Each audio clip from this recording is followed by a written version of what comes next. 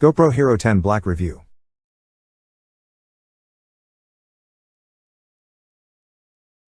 GoPro's Hero 10 Black is the latest in a long line of Hero action cameras dating back to 2005. This is the most polished, powerful GoPro so far thanks to the GP2 processor, but it is also just a minor upgrade from the Hero 9 Black. The GoPro Hero 5 Black was waterproof without a case, and the Hero 7 Black introduced hyper-smooth stabilization. Hero 10 has the same 23MP 1/2.3 inches sensor as its predecessor, and it is waterproof down to 10 meters, but its GP2 processor lets it do a lot more than before. The latter two are slow-mo affairs, perfect for social media cutscenes.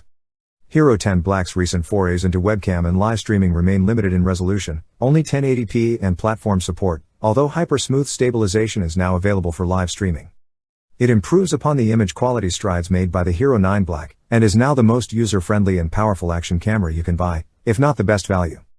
With a GoPro subscription, you can purchase the GoPro Hero 10 Black for $399, £379, $599.95, or for $499, £479, $749.95 without a subscription. With the GoPro subscription, you'll get unlimited cloud storage for your videos and photos in high quality, automatic uploads, full access to the quick apps editing tools, 50% off all accessories, up to 10 per year, live streaming support, and replacements for broken cameras, for a fee. The GoPro Hero 10 Black is nearly identical to its predecessor. Its fancy blue logos on the front and sides are the only external differences from the Hero 9 Black. However, GoPro has made a few subtle changes. The new lens cover is the biggest change for water sports fans. Now it has a hydrophobic coating to repel water, and it really works. As we ran the Black Hero 10 under a tap, we found that the new lens cover repelled water significantly better, leaving no drops to obscure the view.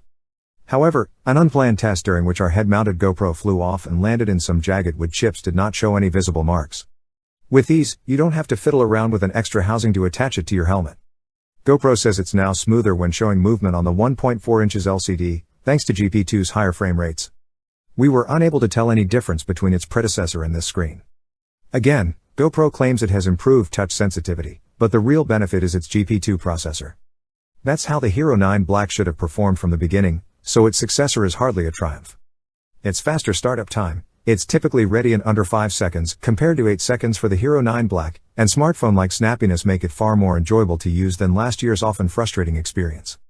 The Hero 10 Black uses the same 1,720 mAh battery as the Hero 9 Black. If you're upgrading from an older GoPro, be wary of this change as well. Your older 1,220 mAh batteries won't work. Finally, a microSD card slot and USB port flank the battery. In addition to charging, it can also wirelessly send footage to your phone. This is about 50% faster than wireless transfers. So, overall, the Hero 10 Black is a hardy, waterproof pocket camera that's a bit more refined now than its predecessor. The GoPro Hero 9 Black introduced a new image sensor last year. For the first time, GoPro was able to shoot 5K video, even with the same size sensor, 0.3 inch. A new GP2 processor paired with the same image sensor gives the Hero 10 Black some useful new abilities. In 4 years, the GP2 chip is GoPro's first significant processing upgrade. The GP1 had difficulty keeping up with the Hero 9 Black's dual screens and higher resolution sensor, but its successor is behind nearly all of the improvements in the Hero 10. Aside from the faster startup and touchscreen performance, there are also some helpful new frame rate modes that expand its usefulness. There are some subtle improvements to video as well as those high frame rate modes. Its GP2 chip extends local tone mapping, an HDR processing technique for improving dynamic range, from its photo mode to video as well. It enhances contrast in specific areas of the video, rather than across the whole frame, to create a more detailed picture.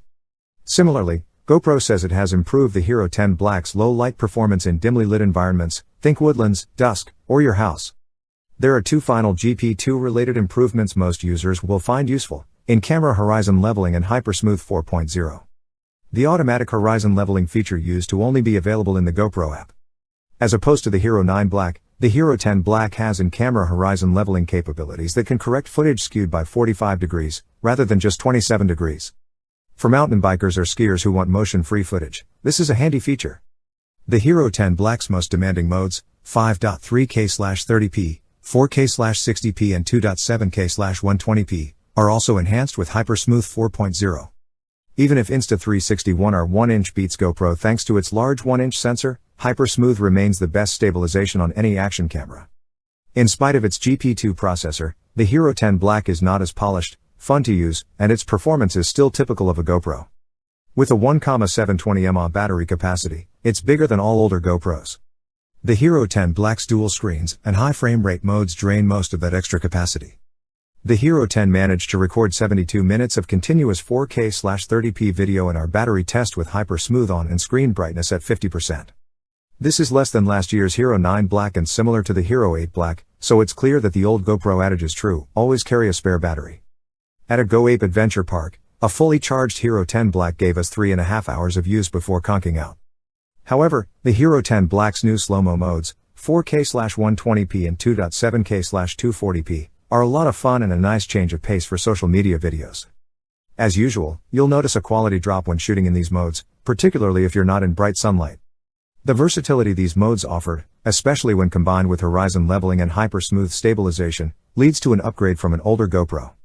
On the Hero 10 Black, GoPro has made some changes to the default video settings. 3 different color settings are now available. The previous color profiles were GoPro, which had punchy, bold colors, and a flat one which could be graded later. There is now a natural profile, which is the new default, and we like it a lot. By default, GoPro sets the sharpness to medium, another good move, but we usually set it to low and the bitrate to high, or 100 megabits per second, to get the highest quality. With the same settings as we used with the Hero 9 Black, the results were similar, but with subtle improvements likely due to the new local tone mapping. Still, you're unlikely to notice a huge difference between the Hero 9 Black and older GoPros because the Hero 9 Black already had big advances in areas like detail. In terms of action scenes, 5K/60p is a nice to have, but the new Slo-Mo modes are far more interesting. In spite of the Hero 10's 120p and 240p frame rates, especially the latter, they are now genuinely usable because of the options to shoot 4K/120p and 2.7K/240p. Hyper-smooth remains one of the best features on an action camera, while horizon leveling has also been improved. Conversely, most people don't buy a GoPro for stills, and while the Hero 10 is a decent, waterproof substitute for your smartphone, it is a little behind on this front. Super Photo can help you recover some details from areas such as skies, especially in good lighting. RAW support is available, but only for the fisheye view, and shadow recovery with a 0.3-inch sensor is limited. Instead of trying to improve quality, perhaps more sensible would be to use frame grabs, which now allow you to get slightly improved 19.6MP stills from 5K video, or 15.8MP from 5.3K 4:3. You won't find these kinds of shots on your phone, and one of the main reasons to purchase a GoPro is that you can venture into dangerous terrain with it.